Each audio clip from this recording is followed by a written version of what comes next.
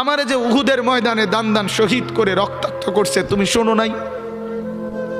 আমি যে 14 দিন পেটে ক্ষুধার তাড়নায় পাথর বাঁধছিলাম উম্মত, তোমার মনে নাই? একবারও শোনো নাই আমার ক্ষুধার কষ্ট, আমার পিঠের ব্যথা, আমার দাঁতের ব্যথা, আমার কাঁধে 2টা কড়া ঢুকে গেছে উম্মত। আমার ঘরে 3 মাস আল্লাহর নবীর স্ত্রী আয়েশা বলছে, আল্লাহর কসম উম্মত, নবীর স্ত্রী বলছে 1 ফোঁটা চুলায় আগুন জ্বলে নাই। কোরআনুল কারীম তো এমন কিতাব, কাফের বেঈমানের দিল তোলপাড় করে দিস, নাই তো তারা কালেমা পড়লো কিভাবে?